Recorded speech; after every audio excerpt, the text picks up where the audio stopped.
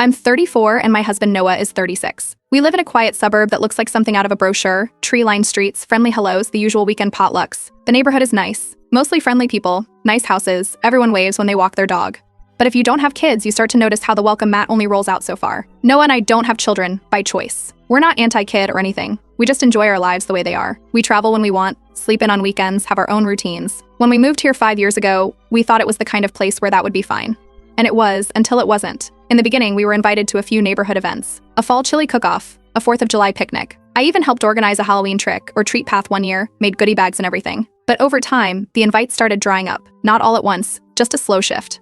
First it was family brunches, then backyard campouts for the kids, then pool days that were just for the little ones and their parents. We didn't think much of it at first. People get busy. But then I realized something, unless I was hosting, we were never included. It got more obvious after a neighborhood potluck last spring. We showed up with a big tray of roasted vegetables and wine, and while families were seated around the patio, we were directed to a fold-out table in the garage. Not in a rude way, just a casual, offhanded, "Oh, you two can set up over there." The patio was full, but there was still room. They just didn't want us there. While we ate, Becca, one of the loudest moms on the block, walked by and joked, "Well, at least you don't have to deal with screaming kids tonight." She laughed, and so did the people around her. I didn't. I brushed it off, but it kept happening. I once invited a couple down the street over for brunch. They smiled and said weekends were sacred kid time. It felt like a polite brush off, but then I saw them later that same day at a neighborhood garden swap hosted by someone else, an event we weren't even told about. I'm not clueless. I started noticing a pattern. The same 3 women seemed to be behind every gathering we weren't invited to: Becca, Kylie, and Jenna. They run the Facebook group for the neighborhood, organize the block parties, set the dates for events. People call them the parent pack behind their backs. They don't just plan things, they control who gets to come. The weird thing is, Noah and I aren't antisocial. We've helped out more times than I can count. We found someone's lost cat during a rainstorm. Noah once fixed a leaky hose bib for a couple with a newborn. I hosted a pumpkin carving party in our driveway and gave out cider and snacks. No one ever says anything negative to our faces, but it's always there, this sense that if you're not knee-deep in car seats and playdates, you don't belong. Last week, it all came to a head. I was walking with Sandra, one of the few people I still talk to regularly in the neighborhood. She's in her 40s, has a son in high school, and tends to stay out of the drama. I casually mentioned how we hadn't been invited to the upcoming summer family fun day, and she hesitated. Then she told me that she'd overheard Becca saying that people without kids don't contribute to the family vibe. It was like a light flipped on. It wasn't about forgetting us. It was deliberate. That same night, a group text meant for someone else accidentally landed in my inbox. I wasn't supposed to see it. It was from a neighbor organizing carpools to the family fun day. The list of names scrolled by, dozens of families. My name wasn't there. Again, I showed it to Noah. He just shook his head. He's more realistic about people than I am. He told me to stop caring what they think, but that's easier said than done. I didn't say anything to anyone. I didn't post about it, didn't bring it up at the next HOA meeting. But something inside me shifted. If they only want kid-centric events, then fine. Let them have them. But I'm done pretending that we don't exist. There are other people here without kids. Couples, singles, even parents whose kids are grown. We're not invisible. And if the only way to be seen is to create our own space, then I'm ready to do that. I'm not trying to be petty. I'm not trying to compete, but I am going to make it very clear that adults deserve to have fun too, without juice boxes, plastic slides, and scream-crying toddlers in the background. The next day I started sketching ideas. A gathering. Something elegant. No kids. No guilt. Just adults, good music, and better drinks. I didn't want it to be a protest. I wanted it to be a reminder that we exist, that we matter, that we belong to. They had their family fun day. I was going to host something completely different, something unforgettable. The next morning, I opened my laptop and typed out the name, Neighbor Nightcap. It sounded casual but classy. I made a checklist. Venue, music, food, drinks, transportation, invitations. Everything needed to be intentional, not stuffy, not over the top, just something grown-ups could look forward to without feeling like they were crashing someone else's kid's birthday. I rented a vintage event hall about 10 minutes from the neighborhood. It was an old carriage house with wood-paneled walls, soft uplighting, and a tucked-away garden with ivy and brick paths. No plastic tables or folding chairs in sight. Just real chairs, proper glassware, and enough ambience to feel like it mattered. Instead of driving, I booked a trolley to shuttle people back and forth from the community center lot. That way, no one would complain about parking or feel awkward walking in late. Plus, it made the whole thing feel like a night out. I hired a jazz trio, upright bass, keys, and a saxophone. Nothing loud or distracting, just background music you could talk over. A mixologist agreed to build a custom cocktail menu, along with mocktails for anyone not drinking. The menu was mostly tapas, skewers, mini flatbreads, stuffed olives, prosciutto rolls. All finger food, no buffet trays or soggy pasta. Once the logistics were set, I printed the invitations, cream cardstock with gold trim, real paper, not an email blast or group text. I hand-delivered every single one in a matching envelope, sealed. Parents, singles, couples, everyone. It read, "Join us for an evening designed for adults to unwind and connect. Live jazz, cocktails, and conversation. No childcare provided. This evening is for you." Some people looked surprised when I handed them out. A few asked if it was a birthday or anniversary. I just smiled and said it was something new. A few people asked about dress code. I told them, cocktail attire. It wasn't a rule, just a vibe. At the next HOA meeting, I walked in early and took my usual seat. The room buzzed more than usual. Kylie, sitting 2 rows over, made a point to glance at her phone and say, "Guess we're not invited to that fancy little cocktail thing." It was loud enough to reach the people nearby. I didn't respond, just opened my notes, welcomed everyone, and ran through the meeting agenda. When we hit the event calendar section, I casually thanked the people who had already RSVP'd. A few parents looked up and smiled. After the meeting, 2 younger couples, both without kids, stayed behind to thank me. One of them said they'd lived in the neighborhood for 3 years and had never been to a single event. They felt like someone finally remembered they existed. Later that week, I got 3 more RSVPs, all from parents.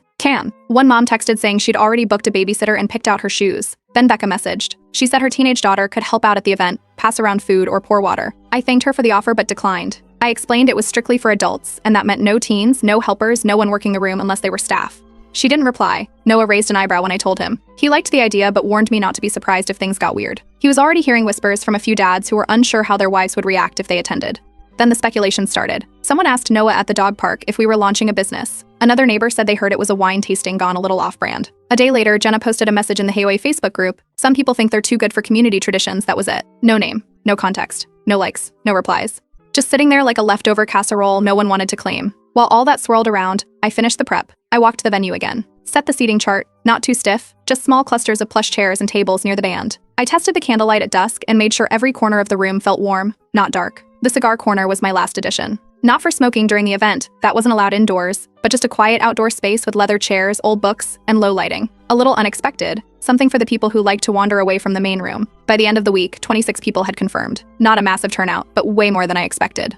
The RSVP list had names I hadn't seen at a single social event in years. A retired couple from the other end of the neighborhood. A divorced dad who usually kept to himself. Even the new couple who just moved in 2 months ago. Nothing about it was loud or confrontational. I wasn't trying to compete with anyone. I wasn't making speeches or forming alliances. Just sending out an invite and setting the tone. They could keep their bounce houses. We were trying something else.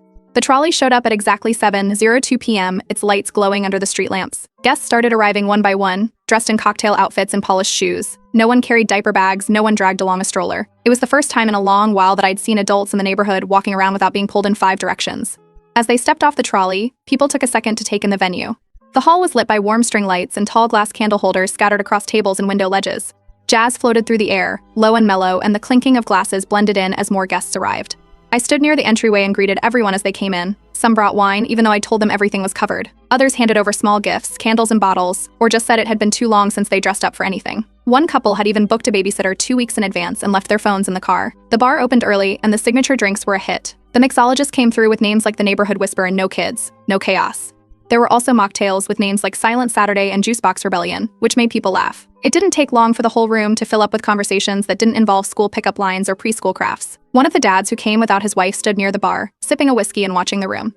He leaned in and said his wife thought this was some kind of anti-family protest, but he hadn't talked to adults outside of work in weeks and wasn't going to miss it. 3 men from the other end of the block pulled chairs together near the jazz trio. A woman in her 50s who had never attended a single HOA event before sat at the cigar corner with a glass of sangria and shit ended up swapping restaurant recommendations with a couple that had just moved in. About halfway through the night, I noticed movement outside one of the side windows.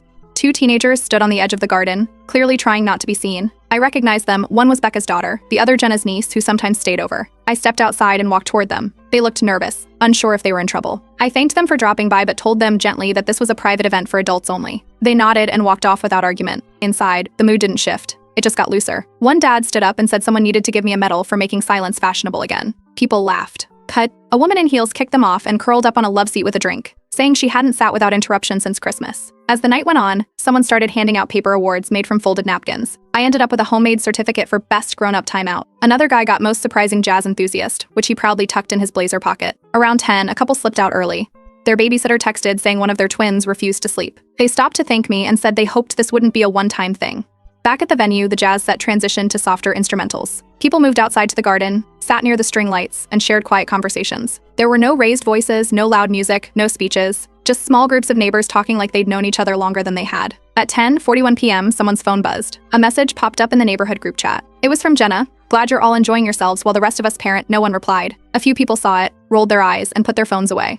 Sandra came over and gave me a long hug before she left. She whispered something about how this did more for the neighborhood than any bounce house ever had. By the time the last group boarded the trolley, people were already asking when the next one would be. One person offered their backyard for a wine night. Another suggested a board game theme. A third said their cousin was in a string quartet and could probably play next time. No one asked where the parent pack was. No one seemed worried about whether this would make someone mad. Everyone just looked like they remembered what it felt like to be themselves again. And that was the whole point. The morning after the party, I opened the front door and found 4 handwritten notes tucked under a small potted succulent someone had left on the porch.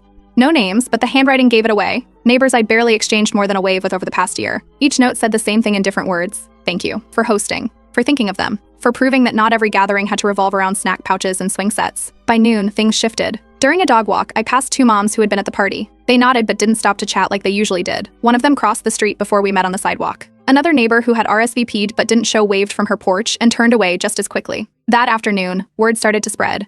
Kylie's daughter had seen photos from the event. Someone posted a few in a private story on Instagram. She asked why they hadn't gone. Kylie told people I was trying to divide the neighborhood and exclude families on purpose. That part got repeated enough times to stick. The next morning, Noah came home from a jog and said Becca had stopped him mid-route. No greetings. Just a straight line about us setting a bad example. He didn't argue, just kept running. By Friday, new flyers landed in every mailbox. Same glossy cardstock style the Hayway usually used. But this one announced a family-only ice cream social. In bold at the bottom, it read, "Celebrating real neighborhood values. I didn't say anything. Not in the group chat. Not at the dog park. Not during my grocery run." But it was clear the room had cooled. A couple who used to swing by for weekend coffee walked past our house without making eye contact. A mom who used to stop to ask about my garden now just gave a short wave from her car. On Saturday, Travis and Alina, the new couple on the block, invited us over for wine and board games. We stayed late, past midnight, sitting on their back patio lit with cheap string lights and citronella candles. They told us the party was the first time they didn't feel invisible on the street. It made them want to stick around longer. The next evening, Sandra dropped by with a grocery bag of lemons from her backyard. She mentioned she'd overheard Jenna speaking with the HOA president. Not about the party directly, but about tightening event guidelines so all community events would be required to include families with children. 3 days later, Noah got an envelope in the mail, city letterhead. Someone had reported his home office for a zoning violation. He's worked from home for 6 years, with nothing but a desk and a computer. The complaint didn't make sense, and the inspector even sounded confused when he called. When I walked past Kylie's house on a Sunday, I saw a new lawn sign, same colors as the HOA flyers, same font. It read, "We include all ages here." I passed 3 more signs like it before I hit the end of the block. That's when I realized it wasn't just gossip or cold shoulders. They were trying to make it official, rewrite the rules to box out anything that didn't center around playgrounds and crafts. But something else happened too. A couple from the other side of the neighborhood messaged me privately. They hadn't come to the party, too nervous about drama, but wanted to know if there would be another. Then a guy I barely knew stopped me outside the grocery store. He whispered, "That night looked amazing," and walked off before I could respond. Instead of spending energy chasing invitations that would never come, I printed out a copy of the HOA bylaws. I highlighted every section related to gatherings, public space usage, and resident rights. This wasn't about one party anymore. It was about space, about who gets to decide what community looks like, and who gets pushed out when the rules are rewritten behind closed doors. The line had been drawn, not with signs or flyers, but with silence. And it was getting louder. 2 envelopes arrived from the HOA within 3 days of each other. The first one mentioned a structure compliance check for our pergola. It was installed over a year ago with verbal approval from a board member, and nothing about it had changed. The second envelope referred to a routine landscaping review, even though we hadn't planted anything new in 6 months. Sandra stopped by that evening. She'd just come from a community committee meeting. Jenna had been there, pressing the board to tighten oversight on non-family gatherings and reinforce guidelines for events that leave out children. No names were mentioned, but the message was clear. I called the HOA office directly. The woman on the line said there were no active violations on file. Nothing official had been submitted, just flagged for routine check-ins that happened to fall right after our event. I asked for that in writing. She emailed it over the same day. The next afternoon, David, the retired neighbor who walks his dog past our place every morning, invited me for coffee. We sat in his sunroom, the kind of space lined with old books and comfortable chairs. He didn't waste time. He told me the parent pack had a pattern. They froze out people who didn't fall in line, usually through quiet gossip, exaggerated complaints, and constant reminders about HOA rules. That weekend, Sandra, Alina, and I met at my place. We didn't make it formal, just a few people, some wine, and light snacks. Travis and his friend came too. Everyone brought something. One neighbor brought homemade cookies and called the last event the first real adult interaction I've had all summer. Someone floated the idea of doing it again, but with a twist, 1 course per house. No big production, just walking distance, rotating homes, rotating food. It wasn't about sending a message. It was about building a different kind of connection. We picked 3 houses. Mine would be drinks and starters, Elena would do mains, and Travis would end with dessert. We didn't mention anything about it being adults only. We didn't need to. The Evite Travis design said it all. Neighbor circuit, taste tour edition. Subtle, elegant, no logos or inside jokes. We sent it out privately. No group posts, no flyers, just word of mouth. Within 4 days, 18 people had signed up. Most of them had never been to any neighborhood event before the cocktail night. 2 couples said it was the first time they'd ever accepted an invite here. 3 days before the event, Jenna's husband saw me outside and asked if they could swing by one of the stops. I told him space was already accounted for, and we weren't able to accommodate additional guests. He nodded, but his face said otherwise. Kylie posted something vague in the HOA group again. Funny how fast cliques form when no one's watching. No likes, no comments, just silence. Later that week, a woman I'd barely spoken to stopped me during a walk and said it was nice that things in the neighborhood finally felt fresh, not scheduled, not forced, but not controlled. Another man mentioned he liked that no one had to perform to be included. Sandra brought up something at the end of our last planning chat. There was an open Hayway board seat up for election in a few weeks. She said she was thinking of running. After everything that happened, she didn't want the board to stay one-sided. We didn't start a campaign, no posters, no hashtags. We didn't need them. The point wasn't to take over. It was to open things up again. Quiet moves, no drama. But the shift was there and everyone felt it. The progressive dinner started just after 6. People arrived in pairs and small groups, dressed casually but put together like they were showing up for something they actually wanted to attend. No kids, no strollers, no last-minute babysitter calls. Just adults ready to eat, drink, and breathe a little easier. My place was the first stop, appetizers and drinks. We had wine, light cocktails, sparkling water, and a spread of charcuterie and flatbreads. The jazz playlist from the last event played softly through speakers tucked near the windows. Conversations started easy: books, recipes, travel plans. No one brought up the Hawaii, the flyers, or the lawn signs. But the undertone was there. Everyone knew what this night represented without needing to spell it out. Elena's house came next. She served roasted chicken skewers, couscous salad, and grilled veggies with a honey glaze. Her backyard had fairy lights strung between the trees and long wooden benches covered in throw blankets. Someone raised a glass and joked, "Feels like the neighborhood finally exhaled." That line got passed around for the rest of the night. Halfway through the meal, Sandra stood up, not in a formal way, just casual with her drink in hand. She said she'd decided to run for the open Hawaii board seat. Nothing dramatic, just that it was time for things to feel like a neighborhood again, not a stage show. Glasses clinked. No cheers, no speeches. Just that low, shared nod you get when people are already on the same page. Dessert was at Travis's place. His husband had made chocolate tarts, and they served espresso and dessert wine in mismatched mugs and glasses. The tone was still relaxed, but you could feel how much people didn't want it to end. When we got back to our house just before midnight, I saw something sitting on the front step. A plastic bowl filled with melted ice cream and a sticky note taped to the lid. It read, "Try softening up, I didn't say anything." I threw it in the trash, cleaned the spot with the hose, and locked the front door. The next morning, I found out a few others had seen the note before we did. One neighbor knocked later and said it only proved why nights like ours were necessary. No one asked who left it. Everyone already knew. Later that evening, while people were finishing dessert at Travis's, Jenna unexpectedly showed up, holding her phone and asking which house her friend was in, despite not receiving an invite or responding beforehand. She didn't name anyone. No one responded. Travis calmly walked her to the front and sent her off. As she left, one neighbor's phone buzzed. A message came through, "Enjoy your little club while it lasts." After she left, Travis mentioned rotating these events monthly. Small themes, new hosts each time. Nothing fancy. No flyers. Just a break from the usual routine. Everyone agreed without hesitation. Cynthia, who has twin boys under 10, admitted she told Kylie she was out of town, said she didn't want to deal with the guilt trip or the "how can you support that" talk. By the time the last guests left, phone numbers had been exchanged, a private group chat started, and a decision made to quietly exit the main neighborhood thread altogether. It had turned into more of a scoreboard than a chat anyway. Noah set up a shared calendar the next morning. No public access, no Hayway approval, no drama, just a space to mark down plans that didn't need permission. At 7:13 a.m., I opened the door to find mulch spread across our driveway. Not dumped in bags, poured out by hand, messy and deliberate. I cleaned it up without a word and installed a second motion camera facing the sidewalk. That afternoon, a neighbor from 2 streets over stopped during a walk. He looked both ways before speaking. Said he'd seen Jenna's daughter near our place late the night before. Said he didn't want to get involved, but figured I should know. I thanked him and left it there. Lines were being drawn, not just between yards, but between how things used to work and how they were starting to shift. 3 days after the mulch incident, a new notice appeared in everyone's mailbox, this time from the AOA. It outlined a proposed amendment to the community's event guidelines. The wording was careful, but the message was clear. All neighborhood-hosted events would be required to be family accessible, with minors explicitly included. Even though our dinners weren't Hayway sponsored, the timing said everything. The vote was scheduled for the following week. Sandra found out the push for the change came directly from Jenna and Kylie. They were trying to force it through before the open board seat was filled. We didn't organize a protest. No lawn signs, no group texts.